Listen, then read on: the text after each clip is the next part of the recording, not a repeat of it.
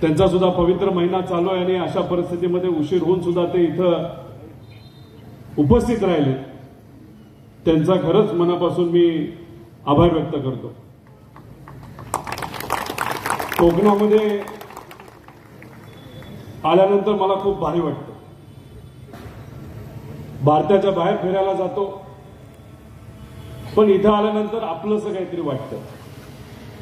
सुंदर समुद्र, सुंदर झाडं, सुंदर लोक, मनाली प्रेमळ लोक, आणि एवढं सुंदर वातावरण असताना सुद्धा मला हे कळत नाही, इथले लोकप्रतिनिधी गुवाहाटीला कशाला गेले, का गेले हे काय मी वेगळं सांगणार नाही। तुम्हा सर्वांना या बाबतीतली माहिती आहे। स्वहित, एखादं पद नाही तर 4 पैशासाठी या महाराष्ट्रातले अनेक आमदार विचाराला सोडून, निष्ठेला सोडून आज सत्तेत गेले। येता येता मला काही कार्यकर्त्यांनी आपल्या सांगितलं, तुमच्यातला एक कुठला तरी पदाधिकारी का कार्यकर्ता हा आपल्या विचाराला आणि आपल्या पार्टीला सोडून गेला। एकच होता ना, एकच होता ना, किती होते, काय फरक पडणार आहे का? फरक पडणार आहे का? पण तुमच्या सर्वांची ताकद कोण आहे? तुम्ही सर्वजण आहात। एकदा तुमच्या पार्टीसाठी, तुमच्या नेत्यांसाठी, तुमच्या विचारासाठी एकदा जोरदार जल्लोष होऊ द्या।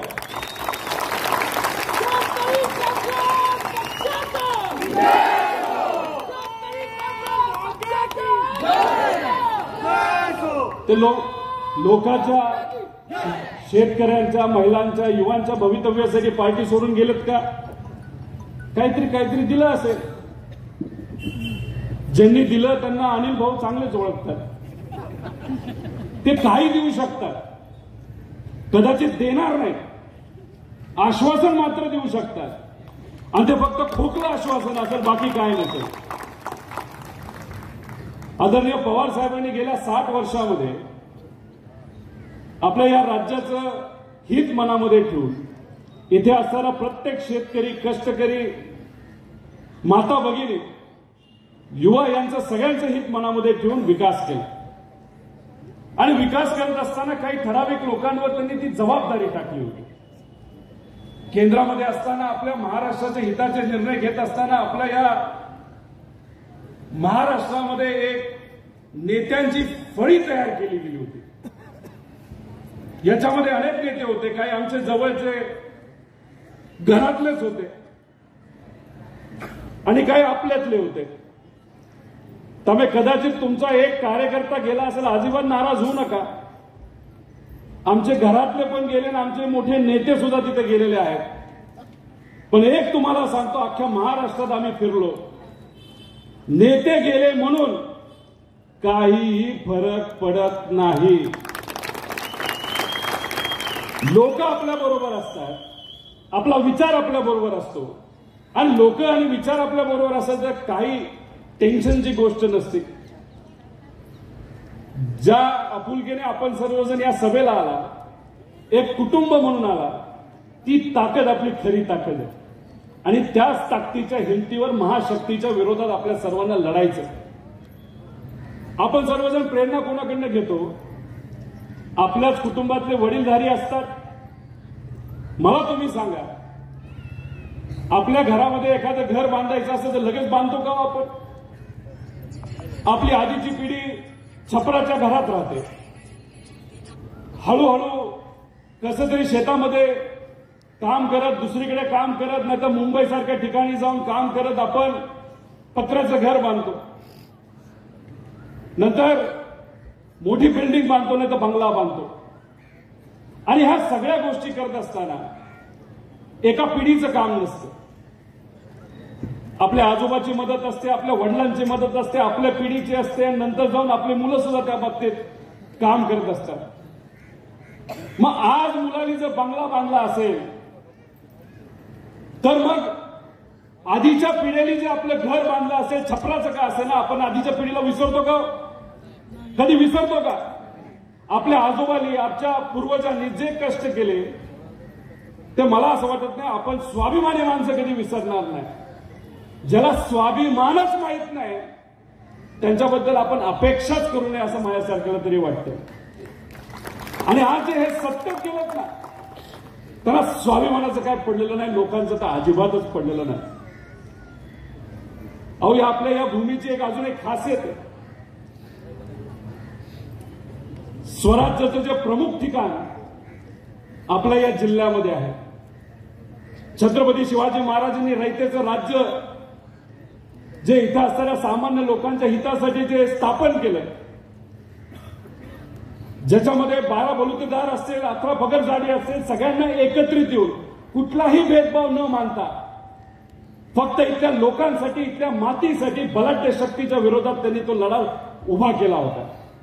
आणि हे आपले विचार आहेत. इथं डॉक्टर बाबासाहेब आंबेडकरांनी मनुस्मृती जाळली होती. इथल्याच एका तळ्यामध्ये तिथं जाऊन ज्या पद्धतीचा अन्याय होता, ठराविक समाजाला तिथं पाणी दिलं जात नव्हतं. सर्व लोक एकत्रित येऊन तिथं जे पाणी होतं सर्व समाजासाठी खुल्लं केलं. म्हणजे त्यांनी कुठला संदेश आपल्या सर्वांना दिला असेल तर तो समतेचा, एकताचा, बंधुभावाचा. आज पण काय परिस्थिती, आपल्या सर्वांना काय पाहिजे, हाताला काम आणि पोटाला अन्न. आज टीव्ही चालू केल्यापासून बंद करेपर्यंत बातम्या ह्या तुमच्या हिताच्या चालू आहेत का? सत्तेत असणारे लोक काय म्हणतात, आम्हाला हे पद पाहिजे, ते पद पाहिजे, हे नाही मिळालं आम्ही नाराज.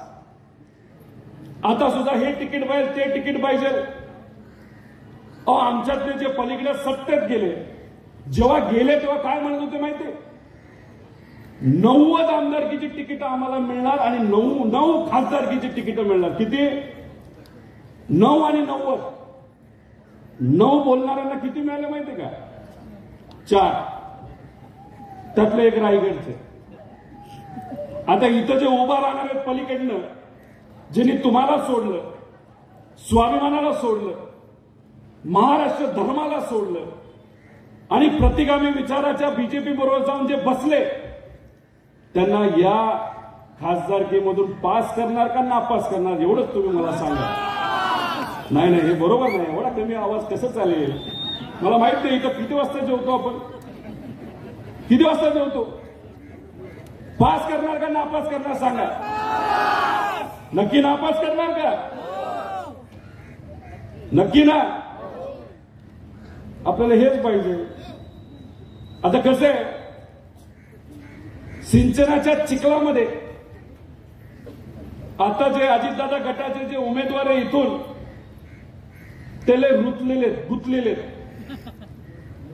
पण त्यांच्या विरोधात जे गीते साहेब आहेत त्यांच्याकडे सुद्धा मोठं पद होतं, पण कधी त्यांनी भ्रष्टाचार केलेला हा आपण ऐकला नाही. म्हणून मी तुम्हाला सर्वांना सांगतो की भक्कमपणे आपल्याला गीते साहेबांच्या मागे उभं राहायचंय आणि निष्ठा आपल्या सर्वांसाठी अतिशय महत्वाची आहे.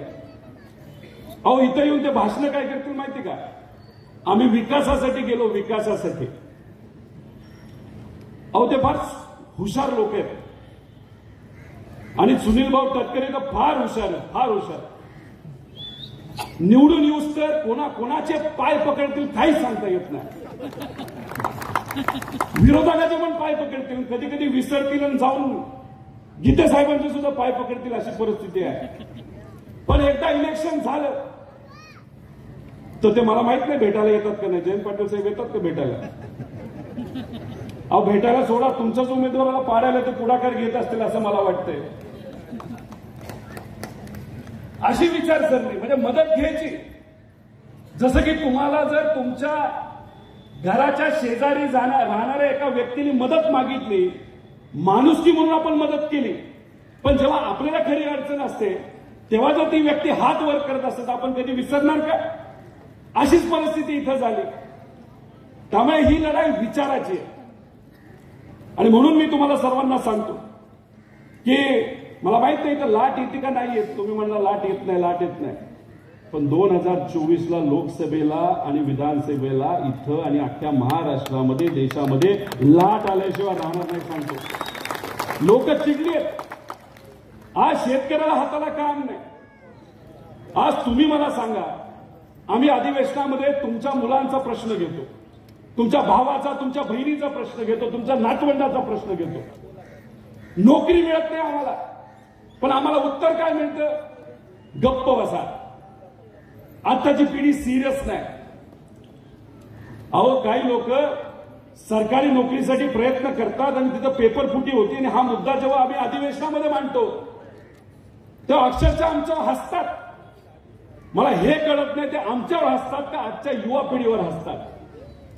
आपल्या ते बरेचसे लोक इथून मुंबईला काम करायला जातात, मुंबई परिसरामध्ये काम करतात. मुंबई सुद्धा आपलाच भाग, हा सुद्धा आपलाच भाग. पण 2014 पासून या राज्यामध्ये जर काय झालं असेल भाजपचं सरकार आल्यापासून, तर आपल्या महाराष्ट्राची ताकद कमी करण्याचा सातत्याने प्रयत्न हा भाजपकडनं झालेला आहे. तुम्ही फक्त अभ्यास करा. अहो, मुंबईचं महत्व सुद्धा भाजपच्या काळामध्ये खूप मोठ्या प्रमाणात कमी केलं गेलं. आपलीच मुलं आणि मुली जे इंजिनियर झालेत, जे थोडंफार शिकलेत, मुंबईला काम करतात, त्यांच्यासाठी एक फार महत्वपूर्ण संधी होती आयएफसी सेंटर. पण ते आयएफसी सेंटर जे फायनान्शियल सेंटर होतं आपल्या महाराष्ट्रात, जे मंजूर झालं होतं, ते भाजपचं सरकार आल्यानंतर ते नेलं गुजरातला. हिरे व्यापार गुजरातला नेला. असे अनेक मोठे मोठे प्रोजेक्ट हे गुजरातला नेले गेले. खरं बल्क ट्रक पार्कचा पण मुद्दा आहे. शेतकऱ्याच्या जमिनी या विचारात घेऊनच त्यांना तिथं एखादा प्रकल्प आणायचा असेल तर तो आणला गेला पाहिजे. पण जर शेतकऱ्याला विश्वासात घेऊन काहीच गोष्टी होणार नसतील आणि प्रकल्पच जर येणार नसेल, तर मग पुढच्या पिढीने काम कधी करायचं आणि कुठं करायचं, असाही प्रश्न आज मोठ्या प्रमाणात निर्माण झालेला आहे. त्यामुळे ही लढाई फक्त तुमच्या पिढीची नाही, ही लढाई आमच्या पिढीची सुद्धा आहे आणि आमच्या पुढच्या पिढीची सुद्धा आहे. त्यामुळे ह्या लढाईला आपण फक्त जिल्ह्यापुरतं विचार करून चालणार नाही. महाराष्ट्रामध्ये ज्या ज्या ठिकाणी गेलो तिथली लोक पेटून उठली आहेत. ते म्हणतात फक्त उमेदवार द्या. एकदा उमेदवार आला की भाजप पुरस्कृत नाही तर भाजपचा कुठलाही उमेदवार असला त्याला 2-2 लाख मतांनी आम्ही पाडणार, असं अख्खा महाराष्ट्र तिथं म्हणतोय. मग तुमची तयारी काय? 50,000नी पाडणार भाजप पुरस्कृत उमेदवाराला, का 1 लाखाने पाडणार? तुम्ही सांगा.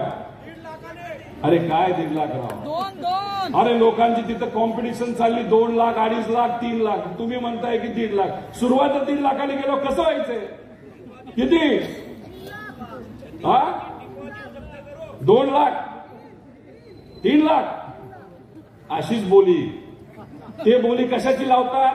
जमिनीची बोली लावतात. ते कशाची बोली लावतात? व्यवसायाची बोली लावतात. ते कशाची बोली लावतात? आपल्या भवितव्याची बोली लावतात. आपण कसली बोली लावतोय?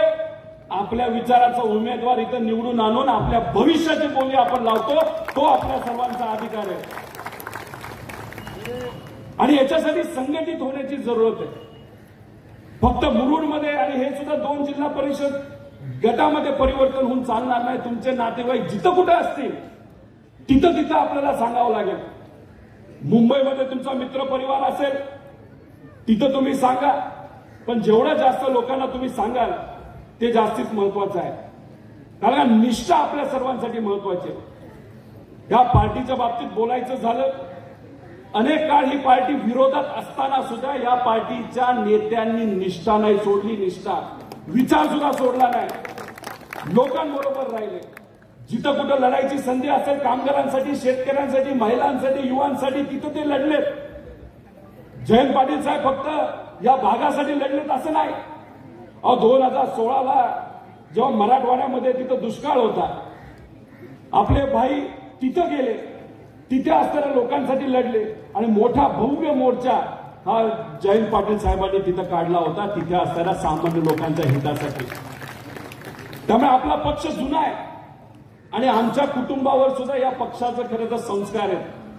आदरणीय पवार साहेब काँग्रेसमध्ये गेलेत नंतर, पण त्यांच्या आधी त्यांचे मोठे भाऊ माझ्या पणजी, आम्ही सर्वजण खरं तर शेकापाच्या विचाराचे. पूर्वीपासून हाच विचार आमच्या कुटुंबामध्ये होता आणि काँग्रेसचा विचार आणि हा विचार काही वेगळा नाही हो. आपण सर्वजण पुरोगामी विचाराचे आहोत. आपण निष्ठावंत कार्यकर्ते आहोत. निष्ठेला आणि स्वाभिमानाला आपण नेहमी नेहमी तिथं महत्व दिलेलं आहे. एक छोटंसं उदाहरण देतो या भागातल्या निष्ठेचं. जो रायगड किल्ला आहे तो बांधण्यासाठी छत्रपती शिवाजी महाराजांनी हिरोजी इंदुलकरांवर जबाबदारी दिली होती. इंदोरकरांनी तो किल्ला बांधायला घेतला. बांधता बांधता पैसा संपला. पण निष्ठा काय असते तर ह्यांच्याकडनं तुम्ही समजून घ्या. कोकणातल्या लोकांकडनं आपण सर्वांनी समजून घेतली पाहिजे की ह्यांनी स्वतःचं घर घाण ठेवलं. पण रायगडसाठी जो काय पैसा तो किल्ला बांधण्यासाठी होता तो त्यांनी त्या ठिकाणी दिला. आणि आत्ताचा फरक बघा. इथले नेते उलट करतायत. स्वतःचं घर बांधण्यासाठी एका घरावर 50-50, 100-100, 200-200 कंपन्या सुद्धा रजिस्टर केल्यात. अनिल भाऊ, असं मला कळालं. खरं खोटं तुम्ही सांगा. पण मोठी एक सभा घेऊ त्याच्यामध्ये तुम्ही सांगा.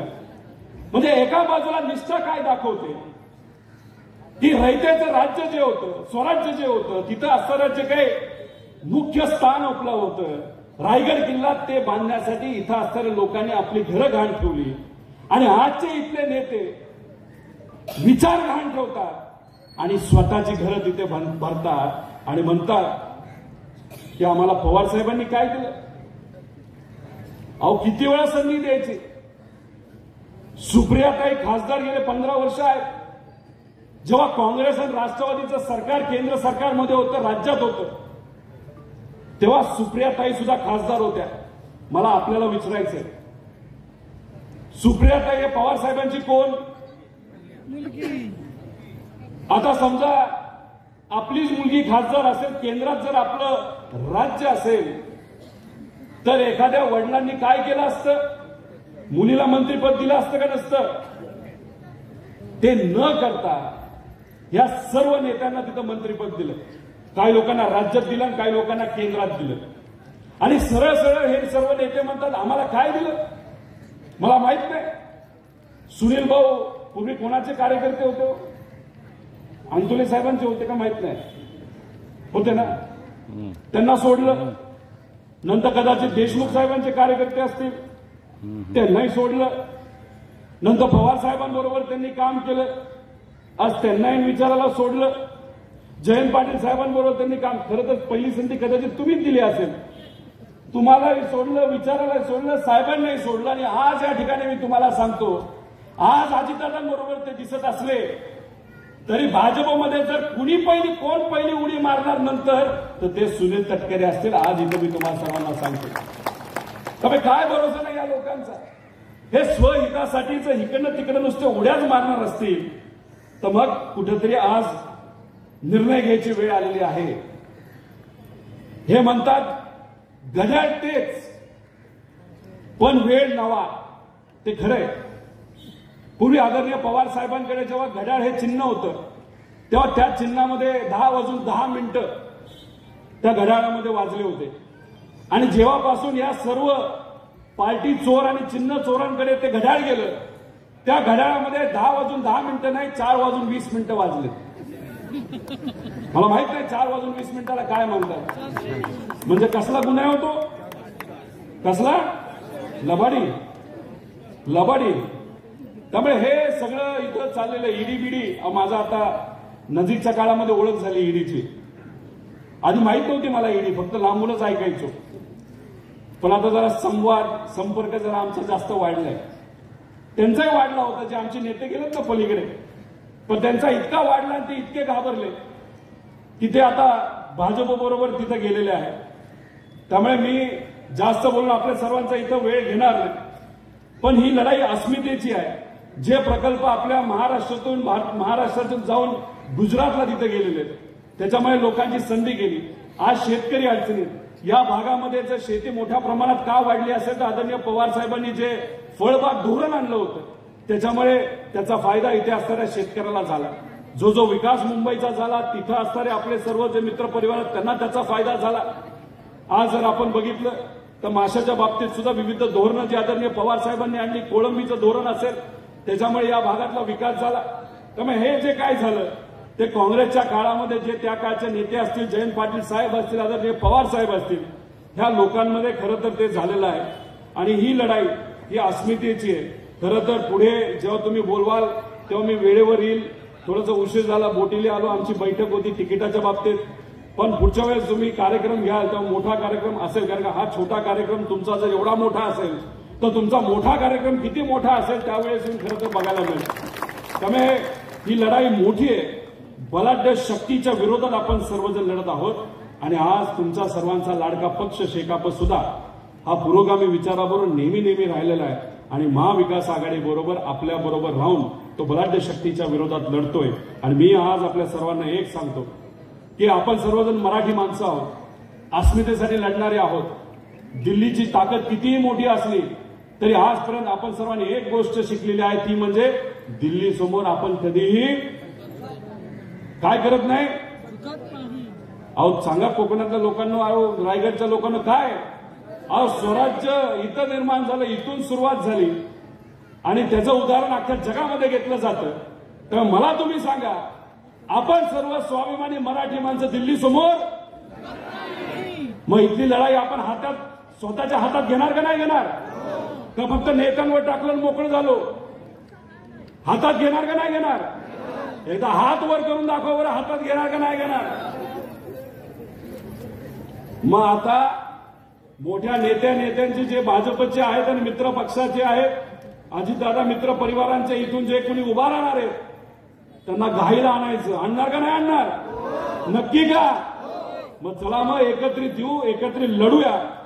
आणि फक्त लढण्यासाठी लढायचं नाही तर जिंकण्यासाठी लढायचं. आणि मी तुम्हाला सर्वांना सांगतो, महाराष्ट्राचं वातावरण बघितल्यानंतर महाराष्ट्रामध्ये 35 पेक्षा जास्त खासदार हे महाविकास आघाडीचे येणार आहेत. आणि त्याच्याच बरोबर जसं लोकसभा संपेल विधानसभेमध्ये सुद्धा आपल्या सर्वांना मोठं यश मिळेल. आणि जे दुर्दैवाने त्या काळामध्ये जे नेते आता पलीकडे गेले त्यांच्याकडनं आपल्या पक्षावर इथं असणाऱ्या कार्यकर्त्यांवर जो अन्याय झाला तो अन्याय आपल्याला साफ करायचा, तो धुवून काढायचा आहे. आणि आपल्या विचाराचे इथं आमदार आपल्या निवडून आणायचे.